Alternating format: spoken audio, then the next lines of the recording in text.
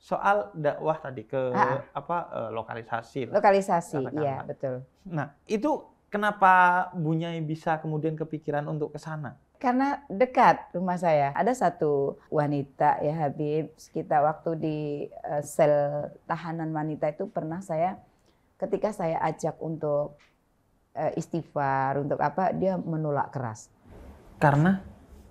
Dia merasa Tuhan itu udah adil gitu. Saya sampai maaf ya Habib, saya itu diludahi.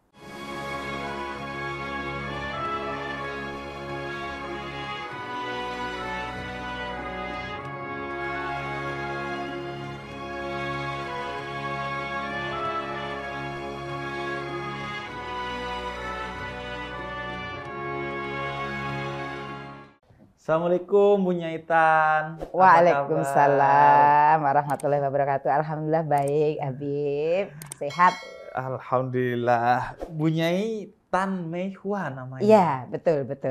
Berarti lahirnya bulan Mei, Bu Nyai? Bukan. Oh, enggak Itu ya? Soalnya ada Mei. Mei itu dia bahasa Mandarin. Jadi Mei-nya bukan berarti bulan Mei, tapi itu Tan itu dari nasab. Nasab itu ya kalau kita marga. Marga. Kayak saya Al-Hadar. Al-Hadar ya itu. Arab. Ya, betul itu nasab. Tapi kalau nasab tuh kalau orang Tionghoa di depan. Oh, ada tan, jadi tannya itu justru. Ada lim. Nah, misalnya ada ong. Itu tan ini dari marganya. Terus kemudian Mei itu bukan berarti bulan Mei, tapi Mei itu artinya cantik, Habib. Ya. Okay. Kalau Hua itu artinya bunga. Jadi bunga cantik ya. My name is beautiful flower. Ya. Kalau orang Cina bilang, 我的名字是Tan Mei Hua. Ya. Apa itu? Ya itu tadi nama saya adalah Tan Mei Hua.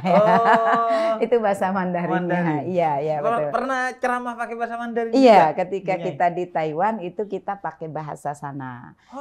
Ketika diundang di Taiwan ada dua bahasa. Kalau untuk yang warga negara kita, yang teman-teman kita, saudara-saudara kita di TKW di sana, kita pakai bahasa Indonesia. Tapi untuk Muslim di Taichung ya, kebetulan saya ke Taichung waktu itu di Taiwan itu kita pakai bahasa Koi atau Mandarin itu. Iya. Wah, seru banget. Jadi dua bahasa gitu ya. Dua bahasa ya. Dan bisa lebih efektif dakwah kalau pakai bahasa mereka. Kan? Iya betul. Jadi nggak usah translate ya. Nggak usah ada yang guide-nya gitu langsung gitu. Dan terasa tidak berjarak juga dengan betul, jamaahnya. Jadi kan paham, dia langsung paham bahasa, langsung nyantol gitu ya langsung ini. Makanya juga Nabi kan mengajarkan kalau berdakwah itu ya pakai bahasa mereka sebisa mungkin. Iya, betul. Nah, itu marga dan kemudian nama. Itu kalau orang Tionghoa marganya itu selalu di depan. Di depan. Iya. Dan bahasa Mandarin tuh ya udah bisa banget. Alhamdulillah karena nenek kita ini selalu ngajarkan mulai kecil dulu dibiasakan bahasa Koi atau Mandarin gitu. Jadi mau nggak mau tiap hari dengar, tiap hari ucapkan jadi kebiasaan. Emang kecenderungannya begitu ya kalau keturunan Tionghoa ya? Tidak semua. Tidak semuanya. Jadi kalau yang memang diajarkan ya seperti itu. Tapi untuk sekarang jarang yang bisa anak-anak muda itu karena sudah pakai bahasa Indonesia rata-rata. Soalnya Bu Nyai, kalau saya kan orang Jawa Timur, jadi tahu sebutan Bu Nyai itu kan biasanya kepada istri kiai, atau pimpinan pondok pesantren gitu ya. Kalau Bu Nyai Tan juga. Saya itu punya satu perkumpulan gitu ya, semacam itu ya pesantren tapi khusus ibu-ibu. Jadi bukan pemula tapi yang sudah usia yang sampai pesan jompo gitu enggak? Kayak pesantren jompo? Enggak. Jadi yang sudah lanjut usia tapi kepingin memulai gitu. Itu tidak ada istilah terlambat gitu ya. Jadi makanya saya itu di semua lini kehidupan masuk. Jadi kita kalau sudah misalnya kita dapat dari berbagai macam Habib, misalnya kita di lembaga pemasyarakatan gitu saya masuk, itu tidak ada yang ngundang. Jadi itu inisiatif kita karena mereka jarang kesentuh, terutama di lapas-lapas wanita, kemudian di tempat lokalisasi itu kita ke sana. Jadi panggilan hati, kecenderungan kita untuk ini sesama wanita gitu loh. Ini butuh sentuhan kolbu. Jadi kita datang ke sana itu, saya pada saat itu ngajak teman kita satu dokter, yang kedua itu pengacara, yang ketiga itu belajarin Iqra di lapas itu. Kemudian saya sendiri yang tausiah di situ. Oh, jadi kayak konsorsium gitu. Dokter, pengacara, belajar Iqra-nya, terus kemudian saya sendiri tausiahnya. Kalau yang pengacara untuk apa itu? Mereka kan ini kalau mau sidang itu di rutan masih dalam tahanan kan, dalam rangka masih mendekati sidang itu kadang-kadang kan membayar pengacara mahal. Jadi ini gratis. Betul, iya. Kita kalau berikan. Yang dokter, kalau ada yang sakit gitu ya, misalnya ini diberikan yang terbaik gitu. Jadi kita di sana dakwah itu tidak ada yang ngundang, tapi ya dakwah kan dengan segala macam ya, dengan harta, dengan ilmu, dengan apa ya, seperti itu. Kita ada. Kalau di lokalisasi malah memang sudah pure dari kita semuanya gitu. Jadi ada juga dokter gitu kan, kalau mereka sakit ya, mbak-mbak itu yang penghuni itu sakit. Jadi unik Habib, tertantang itu di dunia-dunia seperti itu. Jadi tantangannya apa? Oh banyak. Jadi kita datang itu karena tidak diundang ya, itu inisiatif kita, maka kita bayar sama mereka. Oh, justru bayar yang bayar. Jadi mereka itu ada ini loh, ketua paguyuban. Ketua paguyuban itu kita ngasih uang. Terus kemudian ada RT RW-nya. Terus kemudian ada mami-maminya itu, istilahnya mucikarinya ya. Itu kita kasihin per rumah itu berapa gitu. Terus ada mbak-mbaknya yang kita mau ceramahin itu. Tujuan kita pokoknya mereka bisa insaf. Walaupun itu memang harus telaten betul. Jadi 100 ada sadar 1 saja itu sudah alhamdulillah bagi kita. Itu berarti membayar karena mereka menghitungnya seharusnya ini semua bekerja. Iya betul, karena kita tidak boleh malam kalau di sana, harus siang karena malam mereka bekerja. Iya. Jadi siang hari bikin pengajian. Siang itu di sela-sela mereka kita janjian jam berapa bisanya. Nanti kita sudah ada MOU sama mereka gitu. Bunyai, unik. Kalau sampai kita yang membayar tuh, gimana membuat mereka mau mendengar, Bunyai? Karena kan kalau memang kita diundang atau mereka yang ingin, itu mungkin mereka akan mendengar dengan baik. Tapi kalau kita yang bayar itu gimana caranya? Bismillah aja. Tapi alhamdulillah Habib, dari beberapa yang kita kunjungi itu ada juga yang insaf. Baik ada maminya itu ada yang insaf, sampai mbak-mbaknya lah. Dari situ tuh kita bawa ke majelis zikir kita. Jadi mereka akhirnya ikut nyantri di tempat kita gitu. Jadi alhamdulillah. Pengalaman seperti itu unik dan tertantang saya ya ke sana. Walaupun memang butuh satu perjuangan hebat, itu pun kami masih ditekan jangan terlalu dalam pengajiannya. Benar. Itu aset bagi kami. Begitu. Saya jadi pikir, ya Allah. Justru khawatir jadi bertaubat. Iya, kalau bertobat kan berkurang. Nah, itu dia. Jadi maksud mereka apa? Hanya sekedar ya mereka biarkan kenal agama dan menjalankan agama, tapi tetap biar insafnya kalau tua nanti gitu. Ini masih laku gitu pikirnya seperti itu. Saya prihatin seperti itu karena kita sesama wanita ya Habib. Kalau kita cuman menghardik, mencela mereka, saya rasa itu bukan satu solusi. Mereka tuh sebetulnya tidak ada satu wanita pun yang mau terjun ke sana. Benar. Dan ternyata setelah kita tanya-tanya mereka, bervariasi alasannya.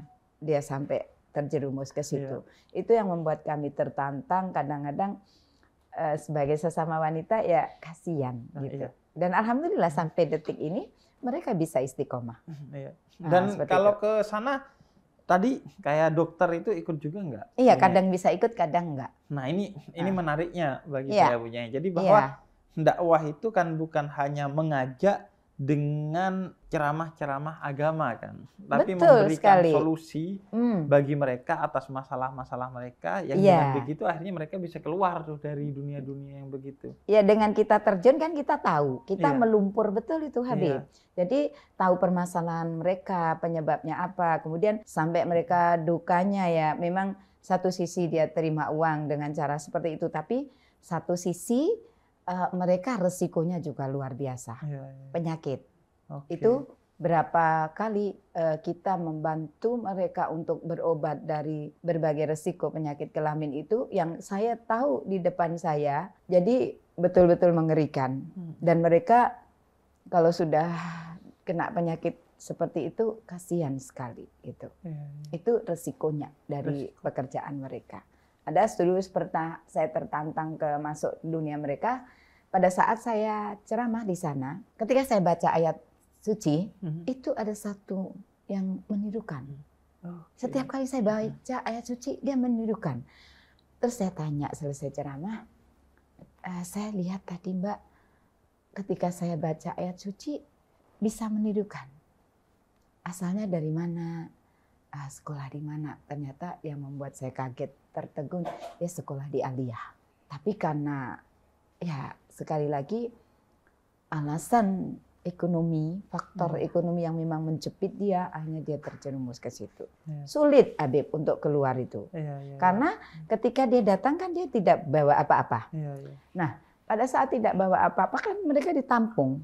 Ditampung itu dikasih makan, pakaian, make up, ternyata itu dihitung hutang. Jadi dia harus membayar itu. Kalau belum mampu, itu tidak bisa keluar. Sedangkan kita kalau untuk mengajak mereka pergi keluar dari lingkungan mereka, saya pun harus bayar kepada mereka gitu.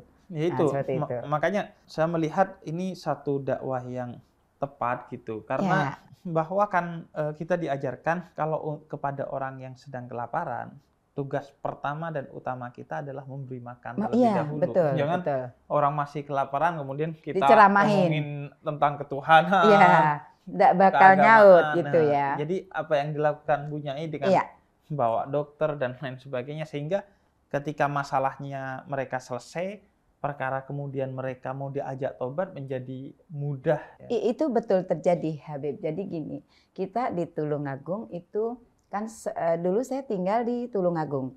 Di Tulungagung itu kebetulan yang tempat tinggal kita itu di daerah yang betul-betul agama minim. Itu agama Muslim maksudnya? Iya. Atau semua agama minim? Berbagai macam agama ada di situ. Ada sending, penyebaran berbagai agama, dan itu seperti rebutan gitu ya. Jadi persaingan. Iya, tapi karena banyak faktor ekonomi yang membuat mereka dengan berbagai alasan akhirnya mereka meninggalkan Islam lah. Itu memang jadi prioritas bagi saya untuk membangun mereka supaya mereka tahu akidah. Jadi supaya tidak gampang untuk menukar akidah dengan faktor ekonomi tadi. Tapi bukan dengan cara ceramah. Jadi kita ke sana itu membangun satu rumah. Satu rumah itu yang kita bangun itu untuk posko kita. Jadi untuk posko itu, saya kalau pengajian ya ada di situ. Di posko itu. Jadi untuk kegiatan sosial juga ada di situ. Jadi seperti khitanan massal kita lakukan. Terus santunan itu setiap saat kita datang. Jadi kita dakwah benar-benar dengan harta benda karena kita tahu daerah betul-betul membutuhkan itu. Jadi sampai sekarang alhamdulillah berjalan terus untuk membantu anak-anak mereka sekolah. Jadi itu yang tadi dikatakan dakwah bil hal. Itu supaya mereka tidak hanya mendengar ceramah. Kemudian ini mereka nggak mau. Ini yang kita lagi bangun itu kan paguyuban tukang becak. Tukang becak itu mereka daripada diem di becak menunggu penumpang, kita tarik itu, tapi kita juga harus punya konsekuensi dong. Itu kita keluarkan untuk mereka ganti supaya mereka juga tidak hilang untuk ini penghasilannya. Nah itu baru kita kemudian kita kasih wawasan keagamaan. Alhamdulillah walaupun memang secara prosentase ya tidak mungkin 100%, tidak mungkin Habib. Jadi sebisanya lah gitu. Itu berjalan sampai sekarang. Ini menarik pembelajaran tentang dakwah menurut saya ya. Dakwah. Dakwah itu bukan hanya ceramah, khitobi dengan khutbah, bukan hanya kutubi dengan menulis buku. Betul. Kayak saya sekarang YouTubi dengan YouTube, terus bilhal misalnya dengan tadi dakwah melalui pendekatan ekonomi, kemudian pendekatan kebudayaan seperti yang dilakukan oleh Wali Songo. Karena itu betul. Saya juga mendorong tuh bahwa dakwah itu tidak mesti menjadi ustadz dan ustadzah yang menceramahkan agama. tapi kamu melakukan pemberdayaan ekonomi, perlindungan terhadap perempuan, bahkan kamu menunjukkan dirimu sebagai pribadi yang baik sebagai seorang muslim, itu sudah dakwah. Atau menjadikan apa yang menjadi potensi yang diberikan oleh Allah kepada kamu untuk kemudian dibagikan kepada orang lain sebagai kebaikan, itu baik sebagai dakwah juga, sehingga bisa dengan musik, dengan komedi, segala macam, dengan semua yang Allah berikan kepada kita. Nah, tapi yang menarik Bu Nyai soal dakwah tadi ke lokalisasi. Lokalisasi, iya betul. Nah, itu kenapa Bu Nyai bisa kemudian kepikiran untuk ke sana? Karena dekat rumah saya. Oh, rumah dekat. Iya, dekat dengan lokalisasi ya. Jadi kadang kita kasihan gitu ya. Terus dulu memang yang sering diundang kan para ustadz. Terus kemudian gantian dong wanita gitu. Mereka lebih care kalau terhadap sesama wanita. Karena kan mereka wanita semua. Iya, jadi mereka lebih bisa curhat, bisa menceritakan segalanya. Nah, itu akhirnya saya terpanggil di situ. Jadi ada rasa tumbuh empati ya, kasihan sekali mereka ternyata tidak tidak sehina yang orang gambarkan tentang mereka, karena alasan mereka banyak juga. Jadi faktornya banyak gitu. Itu yang membuat kita jadi tumbuh empati di situ. Saya sering bilang bahwa kita zalim ketika faktor-faktor yang menyebabkan mereka terjerumus ke sana itu tidak kita pertimbangkan. Betul. Dan kita justru menuduh bahwa itu seolah-olah keinginan mereka. Apalagi kita hanya bisanya mengutuk kegelapan dan tidak pernah menyalakan lilin. Bagaimana mengentaskan mereka? Iya, saya sering bilang nggak ada perempuan yang punya menulis cita-cita di rapotnya menjadi seperti itu yang baik dan benar misalnya kan, nggak ada itu. Tapi semua pasti keterjerumusan, dan tugas kita adalah sebelum mengajak mereka kepada nilai-nilai kebaikan adalah menyelamatkan mereka dari keterjerumusan itu. Dan itu faktornya bukan agama itu, jadi faktornya kan bisa tadi ekonomi, atau ini broken home, lepas dengan orang tua, atau tidak punya orang tua dan sebagainya. Tersakiti itu ada. Tapi itu 20%, Habib. Kebanyakan memang faktor yang utama itu 80%-an itu dari faktor ekonomi. Ya, mereka betul-betul. Terus kadang-kadang juga ada yang tertipu. Jadi mereka cari pekerjaan terus dijerumuskan ke sana, ada. Nah, itu terus untuk berangkat mentas dari situ ya tadi konsekuensinya dia harus bisa mengembalikan uang-uang yang sudah ditanam selama belum dapat penghasilan, itu dianggap hutang gitu. Nah, itu kalau nggak ada bodyguard-nya ngamuk. Itu ada seperti itu. Tapi ketika kita di luar mereka kerja dan mereka dengan kehendak sendiri ikut di pengajian tempat kita, itu saya nggak ada masalah, nggak bayar kepada mereka. Jadi mereka memang yang sudah ada satu kesadaran itu biasanya mereka ikut di tempat kita. Jadi saya ini ngumpulin dari tempat-tempat itu terus kemudian ini. Tapi juga tantangannya juga besar, Habib. Jadi gini, ketika mereka masuk, ya saya tidak tahu bagaimana itu mereka jadi tahu gitu kan karena dekat ya. Itu ketika mereka udah punya kesadaran, bahkan ada dari mucikarinya itu yang sadar, ketika kita mau kunjungan ke satu pondok pesantren panti asuhan, itu mereka nyumbang. Yang dari mbak-mbak itu dari mucikari itu juga kesadaran sedekah itu kemudian ada. Nah, itu saya punya tantangan tersendiri. Santri-santri saya yang lama itu berontak, nggak mau uangnya digabung gitu. Itu berat bagi saya. Ini uang seperti itu gitu. Jadi saya bilang, kita nggak boleh seudon. Ini mungkin yang dibelanjakan ke sini untuk menyumbang itu adalah hasil gaji dari suaminya. Dosa kita kalau kita menuduh. Saya bilang gitu. Akhirnya lama-lama bisa sadar. Dan alhamdulillah dari mereka yang sadar tuh ada yang jual rujak, ada yang jual nasi, ada yang jadi tukang sayur, ada yang buka salon gitu, Habib. Alhamdulillah. Dan menurut saya kan hanya iblis, setan, dan dajjal aja yang menutup pintu taubat bagi siapa saja yang mau bertaubat. Jadi betapapun secara hukum Islam atau fikih sedekah itu diterima atau tidak oleh Allah, sah atau tidak, tapi bahwa itu sebagai media dakwah, dia menuju kebaikan, itu harus diterima oleh kita karena itu bisa menjadi jalan bagi mereka untuk kemudian semakin masuk kepada ajaran Islam kan. Iya betul Habib. Jadi lucu. Iya, walaupun justru ketika kita menunjukkan sikap seolah-olah mau berjarak dengan mereka atau bahkan jijik dengan mereka, itu yang justru kontraproduktif, bisa membuat mereka akhirnya trauma kepada agama. Ini mengingatkan saya kepada cerita Hawariyun itu, murid-muridnya Nabi Isa. Ketika berjalan bersama Nabi Isa, kemudian ada seorang yang kotor, preman, yang setiap hari melihat rombongan ini dan iri kepada rombongan ini. Ya Allah, saya ini kotor, saya ini penuh maksiat, tapi saya cinta kepada mereka, orang-orang baik, dan ingin menjadi bagian dari mereka. Dan ini baik kan, karena kata Imam Syafi'i, cintailah orang baik meskipun kamu bukan bagian darinya, dan bencilah keburukan meskipun kamu masih menjadi bagian darinya. Nah akhirnya orang ini jalan dengan rombongannya Nabi Isa, tapi agak jauh.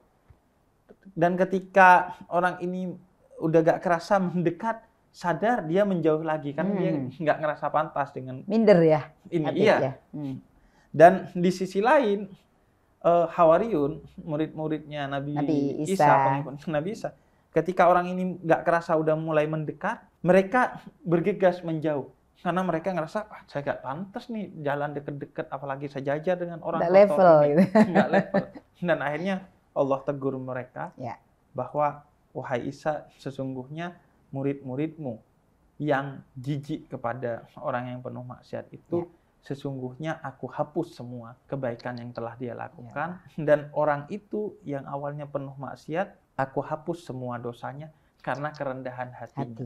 Sedangkan murid-muridmu, aku hapus semua pahalanya karena kesombongannya dengan kebenarannya itu.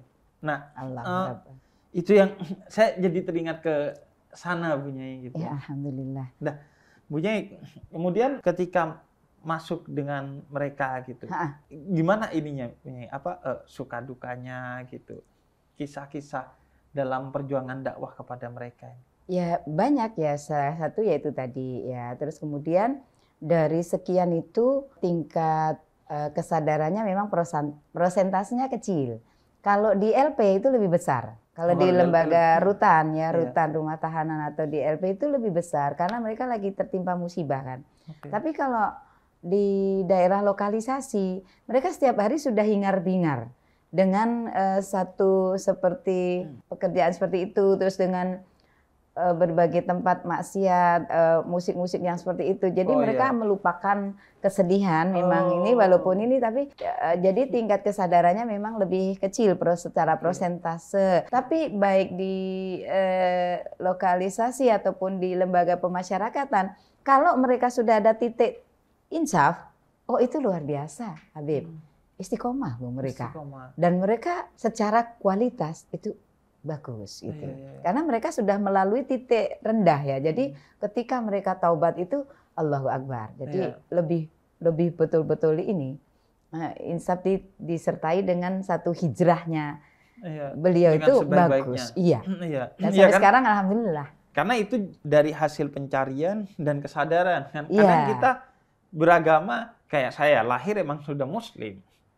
Jadi kadang agama itu dijalani bukan sebagai kesadaran tapi sebagai kebiasaan aja. Karena sudah dapat warisan ya, saya Islam keturunan ya, Habib. Maaf. Iya benar. Islam kalau keturunan. Ini WNI keturunan yang Islam gitu. Oh iya. Ini Ustaz, Islam keturunan. Ini gitu. Islam keturunan. Karena ya memang sudah dapatnya begitu. Ya, gitu. Ya, sehingga betul, kemudian kita nyari betul soalnya ya. Iya.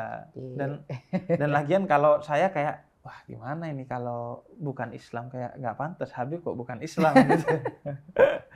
Nah, Ustazah, berarti kalau ada nggak mereka yang kemudian, Ustazah saya sebenarnya pengen tobat tapi saya belum bisa gitu, karena jejaring itu. Ada. Jadi mereka masih tetap terima tamu, tapi ada satu yang lucu, setiap malam Jumat dia minta libur. Minta libur. Dia memang, saya lakukan apapun, pokoknya saya malam Jumat maunya libur. Saya mau yasinan, tahlilan, mau tobat, mau ini, mau itu gitu. Jadi ya itu yang terus kemudian kalau ini ikut di tempat kita ngaji gitu ya. Jadi ya itu yang lama-lama akhirnya bisa terentaskan dari situ ya, mungkin Allah buka itu dari situ ya, dari kebaikannya itu. Karena makanya itu menunjukkan keseriusan dia kan. Iya kan hidayah milik Allah Habib.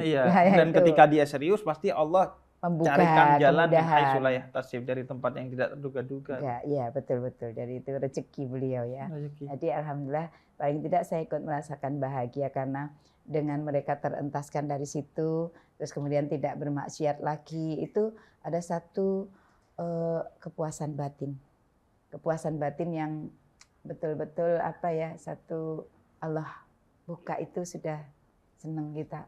Jadi tantangannya apa lagi Bunyai yang dihadapi kalau di sana? Kalau di lokalisasi ya itu tadi, jadi kita masuk itu harus izin, kita harus siap segalanya lah ya. Jadi harus siap membawa kompensasi untuk mereka, juga untuk ya kesiapan mental kita juga. Terus ada juga yang bilang, kamu enggak takut ketular penyakit ke daerah situ gitu. Saya jawab, bismillah. Niat saya baik kok, saya gitu. Jadi satu hari Habib, saya sempat tertegun juga. Ada satu mbak-mbak itu yang memang benar-benar sakit. Itu yang seumur-umur membuat saya tertantang untuk datang ke sana itu yaitu. Jadi satu kena penyakit kelamin gitu ya, yang tadi saya bilang resiko itu benar-benar itu di tempat daerah itu tuh sakit dan ditunjukkan ke kita, maka saya bawa teman saya yang dokter itu sampai kemudian kita obatkan, kita inikan dan sembuh alhamdulillah, kemudian diambil oleh orang tuanya dan sekarang udah berumah tangga dengan baik. Itu saya juga ya Allah alhamdulillah gitu. Itu benar.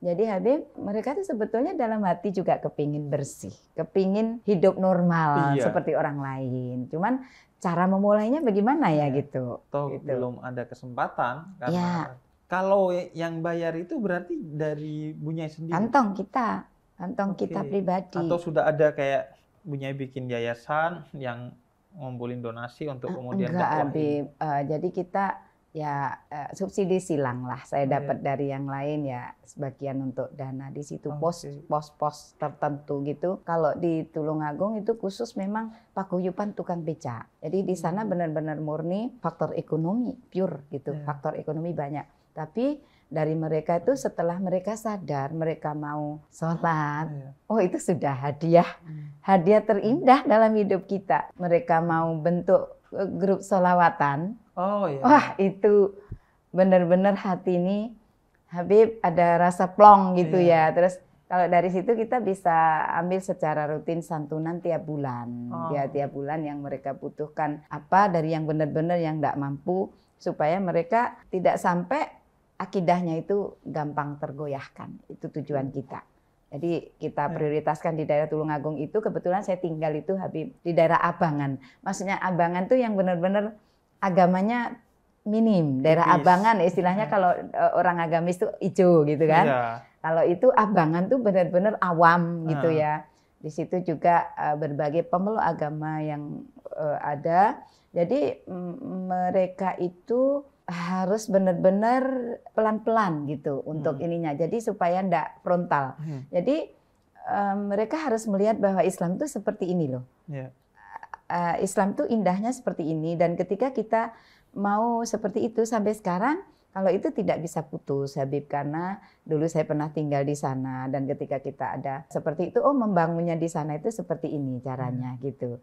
Jadi kita adakan khitanan massal, anak-anaknya orang tidak mampu, tapi ketika saya bilangin sama anak-anak sama santri-santri kita, ketika engkau mau mengadakan acara nggak boleh minta bantuan. Kita harus siap dana dulu.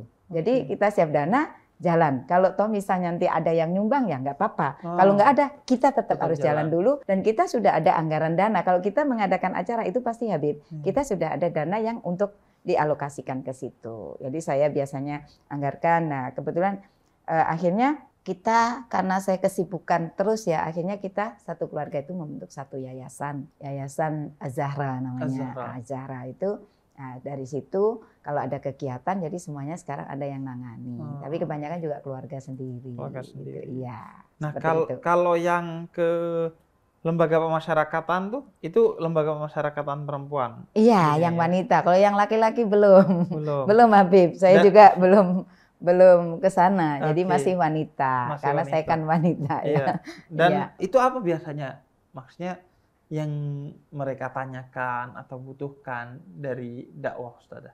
Penguatan. Jadi penguatan ketika dia kena kasus, kadang-kadang juga nggak kena. Ada satu wanita ya Habib, kita waktu di sel tahanan wanita itu pernah ketika saya ajak untuk istighfar, untuk apa, dia menolak keras. Karena? Dia merasa Tuhan itu udah adil gitu. Saya sampai maaf ya Habib, saya itu diludahi. Karena dia, diludahi. Dia memang stres tinggi. Dia kondisi hamil, dijebloskan di tahanan, hanya gara-gara itu Habib, dia itu kedapatan ada narkoba di rumahnya. Dan itu bukan punya dia. Tapi kan hukum di negara kita ini kan taunya barang bukti. Saksi BB barang bukti kan. Ya, kebetulan saya dari hukum juga Habib. Nah itu dia kedapatan itu dan dia belum bisa membuktikan kepemilikan ya, walaupun tahu itu pemilik pacarnya. Sudah seperti itu ditinggal lagi kondisi hamil. Maka kalau Tuhan itu adil, saya itu tidak mungkin berada di sini Tanmewa gitu. Saya juga akhirnya memaklumi. Jadi saya juga nggak marah. Oh ya nggak apa-apa, nanti kalau anaknya lahir biar saya yang rawat. Nggak apa-apa, saya katakan seperti itu. Dia belum bisa proses Habib. Sampai akhirnya di satu titik kesadaran, akhirnya dia bisa menerima. Dan itu kan saya bawa pengacara juga kan. Nanti kita bantu dari situ, tapi dengan cara gratis gitu untuk pengacaranya. Jadi kita bantu dengan cara seperti itu yang kita mampu. Jadi seperti itu dakwah pikir saya yang melumpur seperti itu. Makanya saya enggak tahu juga akhirnya dijuluki Bunyai Gaul, melumpur kemana-mana. Jadinya iya seperti itu. Gaul dengan siapa saja. Kepada siapa saja. Jadi ada satu yang membuat kita senang juga, ada satu tukang becak yang kita bantu untuk rutinan tiap bulan tuh dia menolak. Dia menolak karena sekarang kami sudah mandiri sampai di situ loh Habib. Jadi kita menolak bukan karena nggak mau Bunyai, sudah lama kita dibantu dan ini sudah saatnya kita membantu orang lain sampai tumbuh kesadaran seperti itu. Jadi yang kita bantu selama ini memang masih bisa hanya SMA. Terus kemudian anak ini dapat pekerjaan, lah kan masih ada adik, dia tolak untuk kita biayain adiknya itu. Jadi biarlah dia yang dulu sudah dibantu, ini dia ganti bantu adiknya, seperti itu. Jadi menurut saya itu kesadarannya tinggi dan orang miskin tapi bermartabat. Dia nggak mau merendahkan ininya gitu. Jadi saya terus selalu jadikan contoh seperti ini loh, walaupun orang miskin tapi nggak mau meminta-minta, miskin bermartabat dan orang beriman tuh seharusnya, maaf ya Beb, ketika miskin tuh bermartabat, ketika kaya bermanfaat. Benar. Itu prinsip ya. Jadi kaya harta juga kaya hati. Gitu. Seperti itu. Bunyai, di tengah kesulitan dakwah Bunyai untuk masuk ke berbagai kalangan itu sebagai Bunyai Gaul ya. Kadang kan rasa berat itu masih ditindih lagi oleh image yang dibangun oleh masyarakat. Bunyai kok masuk lokalisasi. Iya. Kayak udah kehabisan masjid aja. Kok sampai dakwanya harus ke sana-sana gitu. Iya. Itu real ada atau tidak dialami dalam banyak. Tapi ya saya diem saja. Kalau orang dakwah kan nggak boleh baperan Habib. Kalau baper kita habis dakwah kita. Udah gulung mulai dulu gitu. Jadi dakwah itu berperan bukan baperan gitu ya. Jadi saya kebetulan orangnya agak cuek. Kalau orang Jawa bilang dablek gitu ya. Nggak begitu dengerin kayak gitu-gitu. Jadi segala permasalahan akan bisa muncul ketika dulu saya bertandang ke tempat orang-orang kusta, itu banyak yang ngasih nasihat saya itu hati-hati gitu, itu bisa ketular dan sebagainya. Tapi kita jalan aja dan alhamdulillah Allah itu tahu kok maksud kita apa itu tahu. Jadi mereka pun kadang minder loh sama kita bergaul. Terus kalau kita sendiri menjauh terus siapa mereka yang ngerangkul, siapa mereka yang nyentuh gitu kan. Tapi saya cuekin aja. Apapun komen orang itu bagi saya tidak terlalu penting gitu. Karena saya di sisi lain saya tetap ngaji. Kebanyakan kan malam. Pengajian di masyarakat tuh kebanyakan malam hari kalau di Jawa Timur. Tapi pagi, siang, sore hari, kenapa kita nggak manfaatkan waktu untuk hal yang seperti itu? Sementara kita ada rezeki, ada posko yang sudah kita persiapkan gitu kan. Nah, dari situ kita pagi sampai sore biasanya kegiatan-kegiatan seperti itu gitu. Iya, alhamdulillah nih. Jadi bahwa sebaik-baiknya manusia itu yang bermanfaat. Iya, betul. Khairun nas ya, anfa'uhum linnas itu saya berangkatnya dari situ. Dulu saya mau dakwah itu juga nggak sengaja kok, Habib. Saya itu nggak terlalu muluk-muluk terus kepingin jadi mubalek, bunyai dan sebagainya. Saya dulu hanya sebelum dakwah ya itu saya dengan teman itu ada anak-anak kecil yang kita asuh, kita rawat. Itu kebetulan saya berkecimpung di situ mengundang penceramah. Nggak datang. Saya disuruh maju. Itu awalnya. Awalnya cosplay jadi ustadzah, akhirnya jadi ustadzah beneran. Saya nggak sengaja. Jadi saya ini kenapa jadi tumbuh di sini ya? Saya akhirnya terus terang ya Habib, saya dulu pernah patah hati, putus asa, saya tuh kepingin jadi dokter. Kepingin jadi dokter nggak kesampaian gitu loh. Jadi ustadzah ini siapa sebenarnya? Mari kita ungkap identitasnya.